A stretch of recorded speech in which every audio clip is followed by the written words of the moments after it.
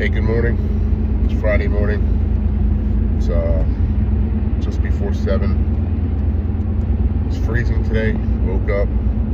It's like 48 degrees out or 47 degrees out when I came outside this morning. I love this weather. I'm not complaining. When I was much larger, I used to be hot all the time. And now that I've lost the significant amount of weight that I've lost,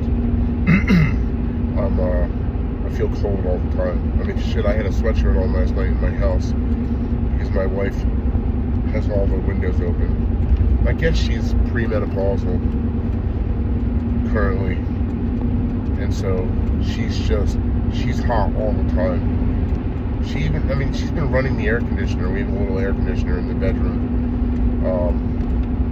and even when it's 72 or 71 degrees in the house, or in the room, she turns on this air conditioner because, she's hot. Meanwhile, I can't seem to be warm enough, at the same time. So, and it's almost that our roles have reversed. When we were younger, she used to be cold all the time. She would wear a sweatshirt all summer long, basically. And me, I wore shorts up until my 40s, all year round. Like I never wore pants, and now I wear pants every day. Right now I'm wearing a hoodie because it's it's below 50 and it's too cold for me. Anyway, there's that. Excuse me. What's the lesson today? A saying that I like, and one that I've wanted to talk about is I always found it interesting, and I don't even know where I saw it, but it's a pretty neat quote. It says that people prefer known hells over risking strange heavens, or something along those lines. That means, maybe I said it wrong. People prefer comfortable hell over strange heaven. That's what it is, right? And as I've said in the past, comfort and something being good is the opposite of excellence. Some people choose to live life comfortably, path of least resistance, and for some people that's great. They thrive in that way, and so I'm not knocking that. It's not enough for me. It's not enough for me though. And and that comfort could be a lot of things. That comfort could be financial. That comfort could be your family. That comfort could be your friend groups. That comfort could be your whatever, the jobs that you do, or your hobbies. You know what I mean? Like everybody, like those people, they just do the thing that they're comfortable doing and they feel good doing it, and that's great. That's not enough for me. I've got to constantly be pushing. I make a lot of sporadic decisions. Sometimes I wonder if I've always had ADHD, because the way that my brain works in that way. Oftentimes it would appear reckless.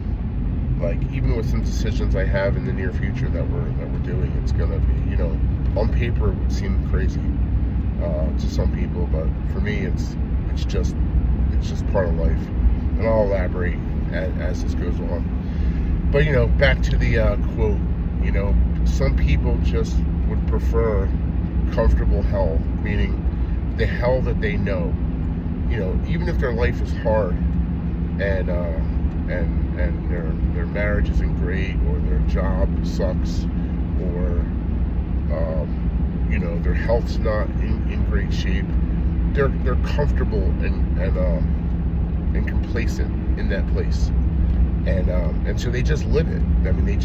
That's how they experience life, and they never opt to try to make a change, because although they're not enjoying it, it's what they know and it's comfortable. And just on the other side of that can be this strange heaven, And when I say that, what I mean by that is It's like, it could be the best thing that you've ever experienced. It could be the best life that you could live. It could be the best job that you could ever work. It could be the best friend that you could ever make. Whatever that would be. But it's strange, and it doesn't feel comfortable to people, so they don't do it. They don't go after it. They don't even try. It's just, the comfortable hell,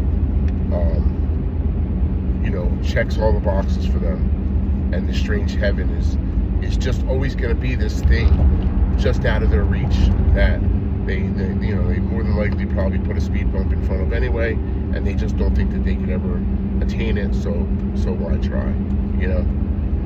I always like that, because I feel like I'm on the opposite end of that spectrum. I feel like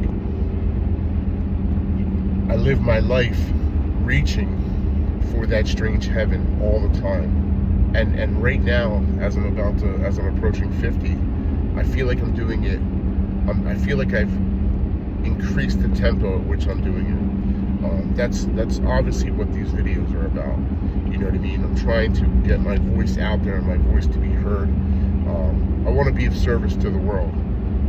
I've always wanted to be of service to my family, and I have been, and that's always been my focus. But now I want to have a greater voice, and I'm not really sure the avenues to do it. And so right now I'm like a spider web, and I'm branching out in 19 different ways, trying to catch something, trying for something to take shape, and for something to catch on, because I want to have a greater voice, and I want to make an impact. I guess I want to have a legacy, Part of me believes that this began, again, with the birth of my granddaughters. I can't explain the way that having grandchildren can change you and can shape you, And I know there's I keep seeing all these things about how the new class of grandparenting, with the millennials who are becoming grandparents, I guess they are, or the generation, the Gen Zers, maybe, I forget which one it is, right? But there's this new class of grandparents who really don't want to stop living their own life in order to, they don't want to make any sacrifices, because now that they're grandparents, they don't put anything on hold.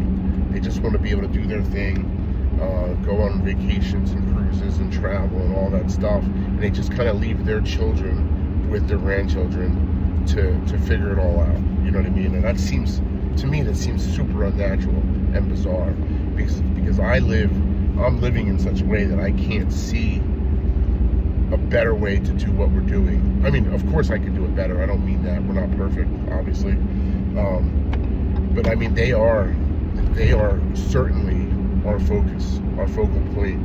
And I am trying to build my world around them to provide them the best possible life and opportunity that will ever be afforded them. That's what's important to me, But that's probably what this, this whole journey that I'm involved in right now is about, is this idea that I'm going after the strange heaven.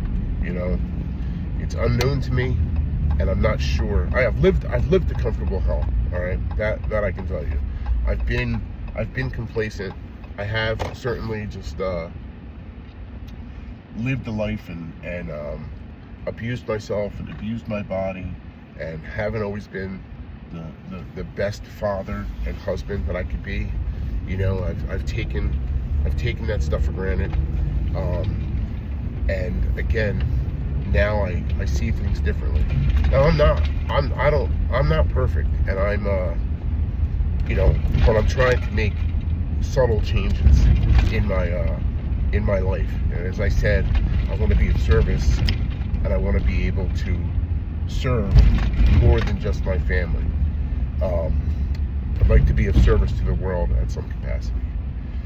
I had a second point to this, and I'm recording right now, so I can't look at it, because then I won't be able to put this as one video. So forgive me as I try to think about what the second the second part of my thought was, you know. I don't know. I guess I'll just make another video when it comes back to me, or I'll record it. I'll record a second video, and if I can attach them both as part 2, I will.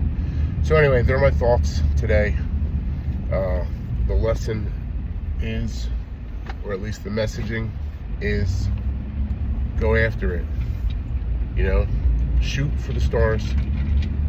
Go after that strange heaven. You know, reject the comfortable hell. Thanks.